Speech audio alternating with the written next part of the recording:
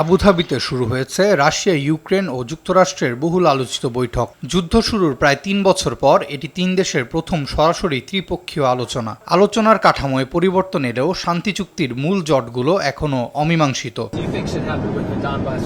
মার্কিন president Donald Trump ইউক্রেনে শান্তি চুক্তি নিশ্চিত করতে কূটনৈতিক তৎপরতা জোরদার করেছেন। তিনি সমঝোতায় ব্যর্থ হলে দুই পক্ষকেই দায়ী করার হুঁশিয়ারিও দিয়েছেন। তবে বাস্তবতায় এখনও ভূমি ও নিরাপত্তা নিশ্চয়তা নিয়ে বড় মতবিরোধ রয়েছে।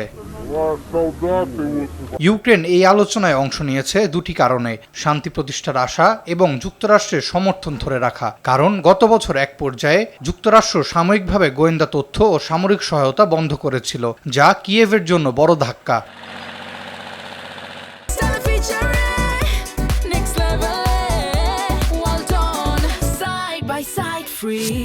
ইউক্রেনের প্রেসিডেন্ট ভলোদিমির জেলেনস্কি জানিয়েছেন, শান্তির একটি রূপরেখা চুক্তির প্রায় ৯০% প্রস্তুত, তবে শেষ অংশটি সবচেয়ে কঠিন। তার ভাষায়, সব জটের কেন্দ্র ইউক্রেনের পূর্বাঞ্চল, বিশেষ করে দনবাস অঞ্চল। রাশিয়া এই অঞ্চলের বড় অংশ দাবি করলেও ইউক্রেন তা ছাড়তে নারাজ।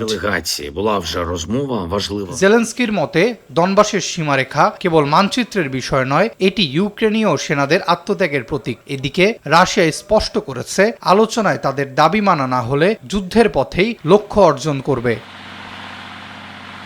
আলোচনার আরেকটি গুরুত্বপূর্ণ বিষয় হলো ভবিষ্যতে রাশিয়া হামলা চালালে যুক্তরাষ্ট্রের ভূমিকা। ইউক্রেন এটিকে নিরাপত্তা নিশ্চয়তা হিসেবে দেখছে। এর মধ্যেই রাশিয়ার হামলায় ইউক্রেনের অবকাঠামো ক্ষতিগ্রস্ত হচ্ছে। কিয়েভের মেয়র ভিতালি ক্লিচকো সতর্ক করে বলেছেন, পরিস্থিতি অত্যন্ত কঠিন এবং সামনে আরও কঠিন সময় আসতে পারে।